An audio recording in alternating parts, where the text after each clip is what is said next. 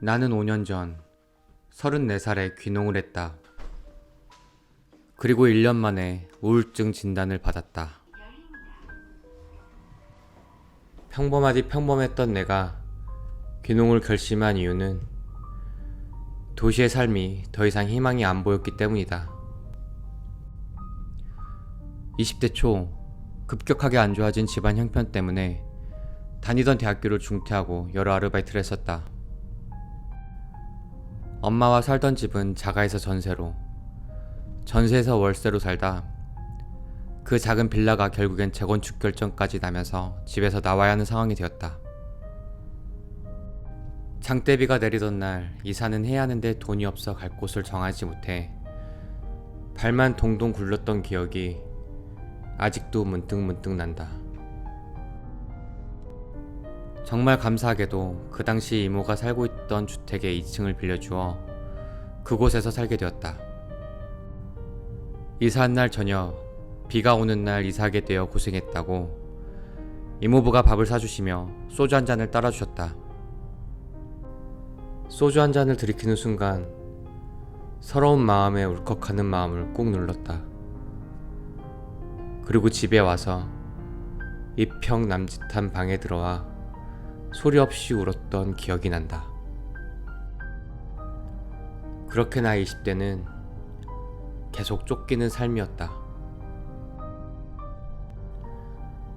아등바등 살았는데 좀처럼 상황은 나아지지 않았고 애석하게도 시간은 착실히 흘러 내 나이 어느덧 30 초반이 되었다. 직장 생활은 하고 있어서 월급은 받았지만 예전 집에 있던 빚을 갚느라 저축은 여전히 꿈도 꾸지 못했다.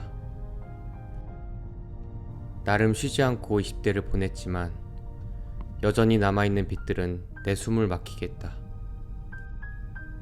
영원히 끝나지 않을 것만 같은 터널을 걷는 것과 같았다. 그 사이 내 주변 사람들은 대학을 졸업하고 제법 좋은 곳에 취업을 했다. 그리고 평범하게 연애를 하고 결혼도 하고 아이를 낳아 가정을 꾸렸다. 다른 사람들의 시간은 의미있게 채워져 가고 있는데 나만 제자리에서 머물러 있는 것 같았다. 나에게 남아있는 건 고등학교 졸업 증명서와 빚뿐이었다. 그러는 사이 자연스럽게 나는 주변 사람들과 조금씩 멀어져 갔다.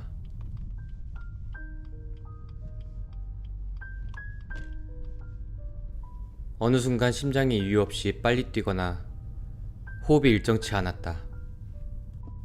그때 당시 나는 대수롭지 않게 여겼지만 아마 그게 우울증의 시작이었던 것 같다. 상담을 받거나 병원을 가야 한다는 생각을 하지 못하고 대수롭지 않게 지나가리라 생각했었다.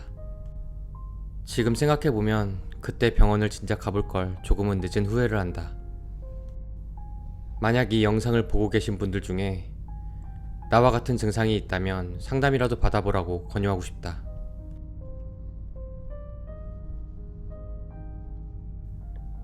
몇 년의 시간이 흘러 나는 사촌 누나에게 농업과 관련된 이야기를 우연히 들었다.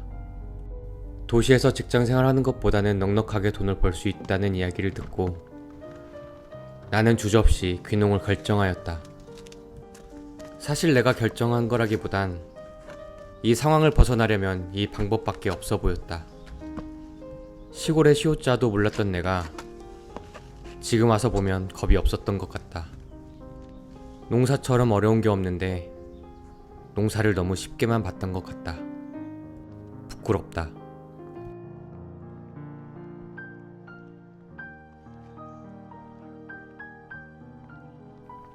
나는 얼마 되지 않는 퇴직금을 갖고 19년도에 시골로 왔다. 땅을 사거나 비싼 시설을 올리기엔 어림도 없는 돈이었다. 그래서 그때부터 시골에서 할 수 있는 아르바이트를 조금씩 했다.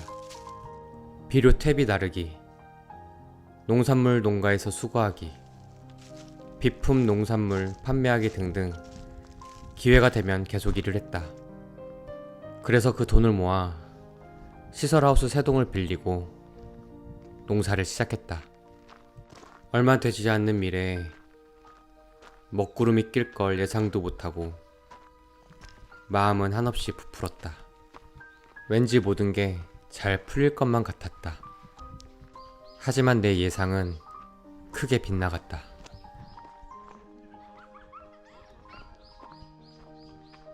농사는 내가 생각했던 것보다 훨씬 어려웠다.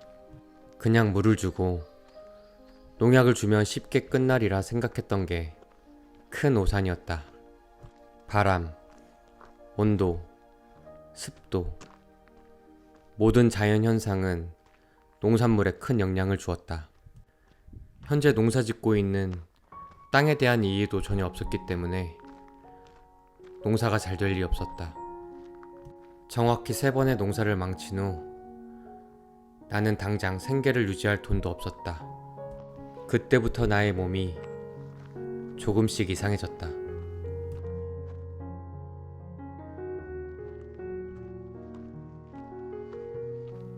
가만히 있는데 심장이 뛰고 숨 쉬는 게 힘이 들었다.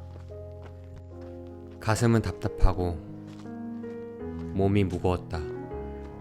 마치 몸이 젖은 수건과 같았다. 잠이 안 와. 며칠간 잠을 못 잤다. 그러던 나는 어느덧 극단적인 생각을 하고 있었다.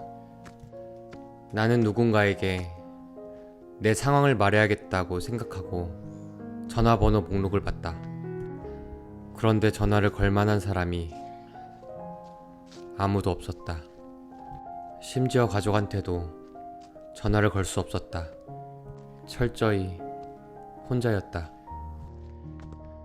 눈물이 터져 나왔다.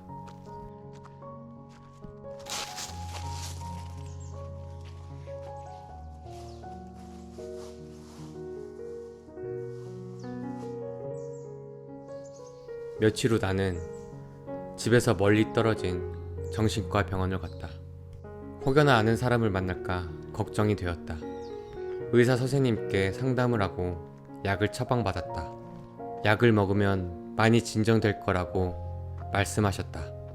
그날부터 약을 먹기 시작했는데 이상하게 하루 종일 머리가 멍하고 몸이 축 늘어졌다. 부정적이고 안 좋은 생각을 끊는 대신 좋은 생각도 다 없어진 듯 했다. 그냥 하루 종일 멍했다.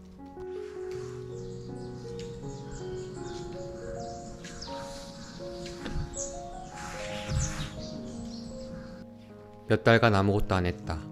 농사일도 안 했다. 아니, 못했다.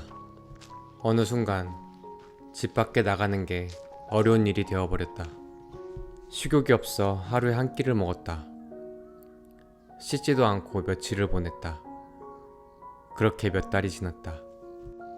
거울에 비친 내 모습을 봤는데 내가 알던 내 얼굴이 아니었다. 지금 와서 말이지만 정말 못생겼었다. 그날 저녁부터 10분간 달리기를 시작했다. 우울증 이후로 처음이었다. 그날 이후 조금씩 달라지기 시작했다.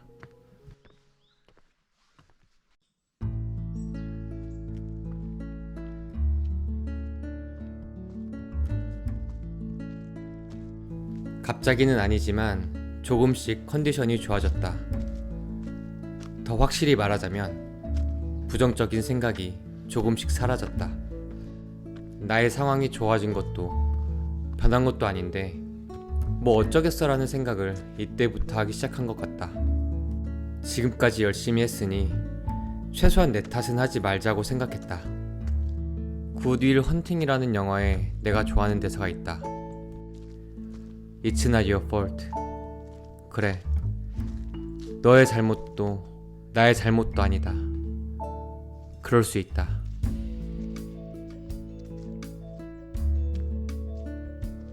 그렇게 조금씩 약을 줄여 지금은 약을 먹고 있지 않는다.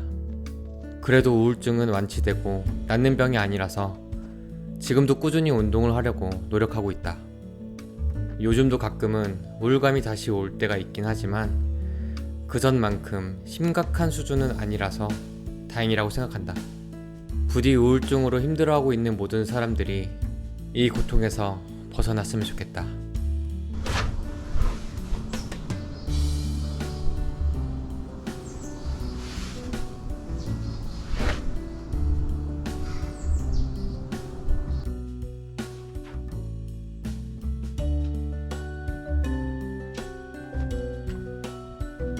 참고로 나는 지금 현재 비닐하우스 15동을 농사짓고 있다. 다행히 지금은 괜찮은 매출을 내고 있다. 아직 엄청나게 성공한 건 아니지만 지금까지 시골에서 버티고 농사를 짓고 살아가고 있다는 사실에 조금은 자부심을 느끼고 살고 있다. 지금까지 살아있길 잘했다.